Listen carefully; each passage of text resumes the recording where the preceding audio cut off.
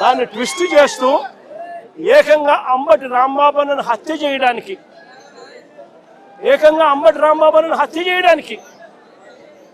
ఏకంగా 5 గంటల నుంచి సాయంత్రం 5 గంటల నుంచి రాత్రి 1 గంట దాకా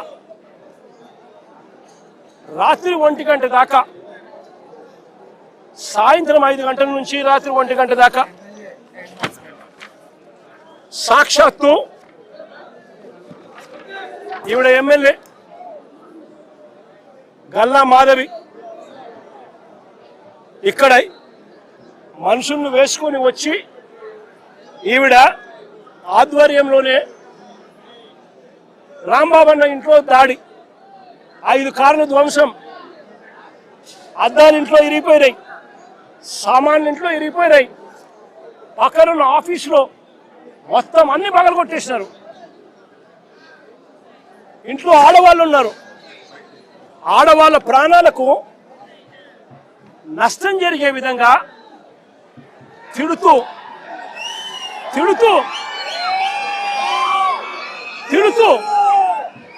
వీళ్ళు వ్యవహరించిన తీరు ఇది. గల్లా మాధవి ఎమ్మెల్యే గారి భర్త సాక్షాత్తు అంబటి రాంబాబు ఆఫీసును పగల కొడుతూ ఆ రూమ్లో ఉన్నప్పుడు ఫోటో. నేను అడుగుతా ఉన్నా,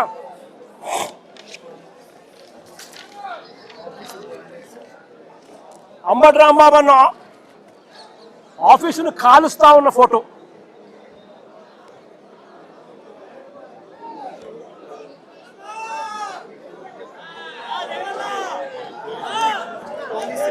నేను అడుగుతా ఉన్నా, ఇవన్నీ పోలీసుల సమక్షంలోనే 5 గంటల నుంచి ఇవన్నీ జరుగుతూ ఉంటే, 5 గంటల నుంచి రాత్రి 1 గంట దాకా ఇవన్నీ జరుగుతూ ఉంటే పోలీసుల సమక్షంలోనే 5 కార్లు ధ్వంసం చేశారు. ఇల్లు మొత్తం, ఆఫీసు మొత్తం తగలబెట్టారు. ఆఫీసులో సామాన్లన్నీ విరగొట్టారు. ఇంట్లో ఉన్న అద్దాలన్నీ పగలగొట్టారు. ఇంట్లో ఆడోళ్ళు ఉండాలని కూడా చూడుకోకుండా ఏకంగా ఇంట్లోకి వచ్చే కార్యక్రమం చేశారు పోలీసుల సమక్షంలోనే. నేను అడుగుతా ఉన్నా, ఇది హత్యాయత్నం కాదా అని అడుగుతా ఉన్నా, ఇది ఆర్సన్ కాదా అని అడుగుతా ఉన్నా. మరి పోలీసులు దగ్గరుండి ఈ కాన్స్పిరసీలో భాగం కాదా అని అడుగుతా ఉన్నాను. ఇదే పోలీసులు బాధ్యత వహించాల్సిన పోలీసులు బాధ్యత తీసుకొని ఉంటే ఈ మాదిరిగా జరిగి ఉండేది అని అడుగుతా ఉన్నా. ఇక్కడ నుంచి ఎంత దూరంలో ఉందండి డీజీపీ ఆఫీసు? ఇక్కడ నుంచి ఎంత దూరంలో ఉందండి ఎస్పీ ఆఫీసు? ఏకంగా గుంటూరు సిటీలో, గుంటూరు నగరంలో ఎస్పీ ఆఫీసు, ఎస్పీ ఇల్లు ఇక్కడ నుంచి కూతబేట దూరంలో ఉంది. ఎంతమంది డిఎస్పీ లేరు, ఎంతమంది సిఐలు లేరు.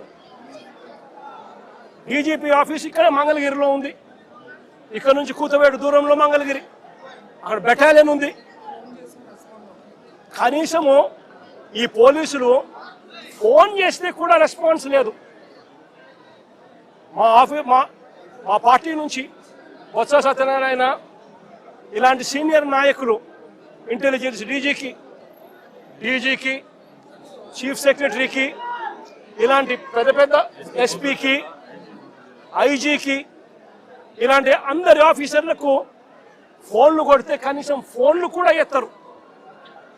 కాన్స్పిరసీలో భాగం కాదా ఇది అని అడుగుతా ఉన్నాను. 5 గంటల నుంచి సాయంత్రం 5 గంటల నుంచి 1 గంట దాకా 5 కార్లు పగలు కొడుతున్నారు. ఆఫీసులు తగలబెడతా ఉన్నారు. ఇంట్లో అద్దాలు పగలు కొట్టారు. ఇంట్లో చొచ్చుకొని పోయినారు. ఆఫీసులో సామాన్లన్నీ ఎరగొట్టారు. ఇంట్లో ఆడోళ్ళను ఉన్నారని కూడా చూడకుండా చేసిన పని. నేను అడుగుతా ఉన్నా, ఇది ధర్మమేనా అని అడుగుతా ఉన్నా, ఇది న్యాయమేనా అని అడుగుతా ఉన్నా. ఇంతటితో ఆగిపోలా. రాంబాబును 10:30కి అరెస్ట్ చేస్తారు. రాంబాబును 10:30కి అరెస్ట్ చేస్తారు. ఎందుకయ్యా అరెస్ట్ చేస్తారు రాంబాబును? ఎందుకయ్యా రాంబాబును అరెస్ట్ చేస్తారు? చంద్రబాబు నాయుడు గారిని తిట్టాడట. చంద్రబాబు నాయుడు గారిని తిట్టినందుకు అరెస్ట్ చేస్తారట. మరి చంద్రబాబు నాయుడు గారు తిట్టినందుకు రాంబాబు అన్నను అరెస్ట్ చేసినప్పుడు మరి రాంబాబు అన్న ఇంటికి వచ్చి రాంబాబు అన్న కుటుంబ సభ్యులను హత్య చేయాలని ప్రయత్నం చేసి 5 కార్లు ధ్వంసం చేసి అద్దాలన్నీ పగలగొట్టి ఆఫీసుకు నిప్పంటించి చేసిన ఈ ఎమ్మెల్యే గారి భర్త సమక్షంలో ఇక్కడే జరిగితే వాళ్ళ మీద ఏం యాక్షన్ తీసుకున్నారు? స్టేషన్ బెయిల్ ఇచ్చి పంపించినారు.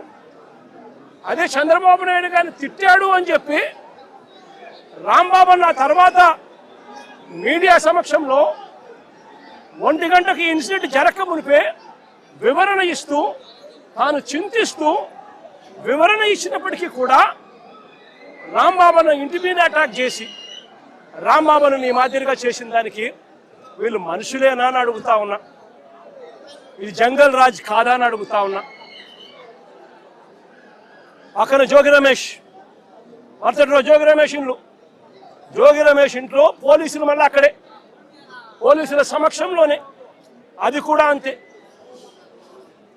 ఏకంగా పెట్రోల్ బాంబులు అంటే పెట్రోల్ పోసిన బాటిళ్లలో పెట్రోల్ పోసుకొని ఆ బాటిళ్లను ఇంట్లోకి ఇసురుతా ఉంటారు.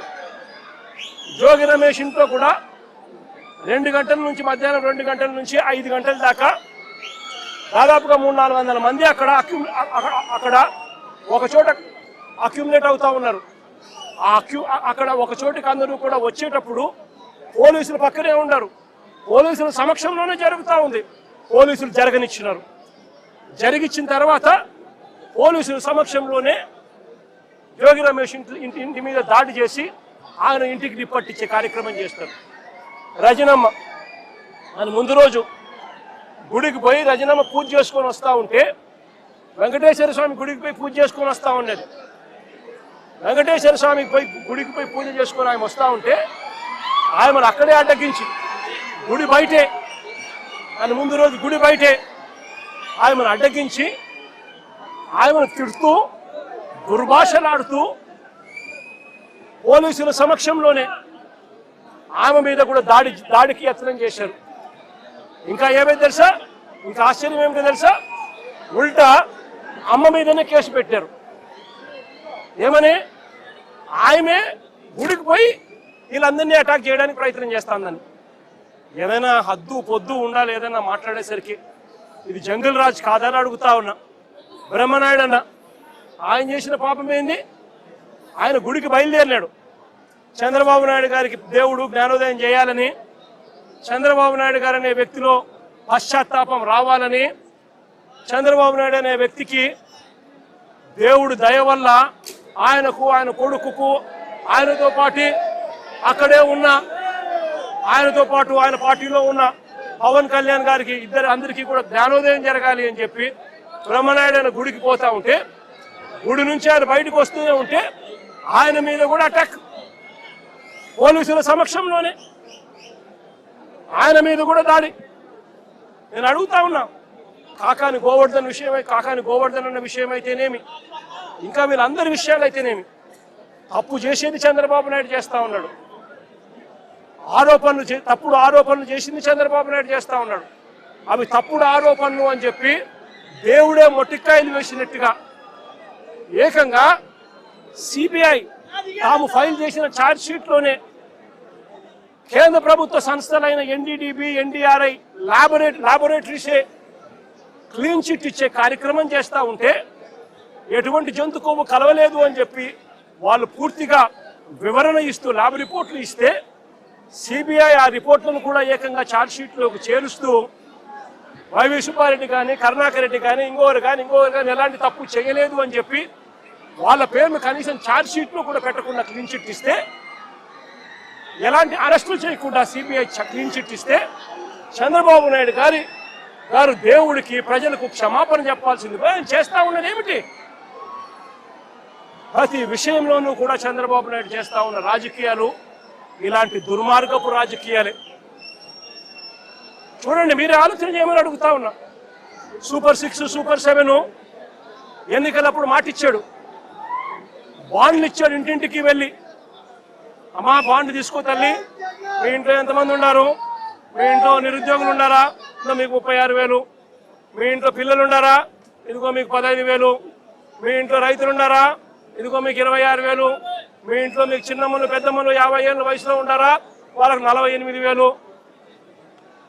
ఉద్యోగం కోసం వెతుక్కుంటున్నారా పిల్లలు? 36,000. ఈ మాదిరిగా బాండ్లు ఇచ్చి ప్రజలను మోసం చేసి సూపర్ 6 సూపర్ 7 హామీలు ఇచ్చి ఈరోజు ఏమంటాడు? Super 6 super 7 చేసేసామంటాడు. సూపర్ 6 సూపర్ 7 చేసేసామని చెప్పి పొద్దు సిగ్గు లేకుండా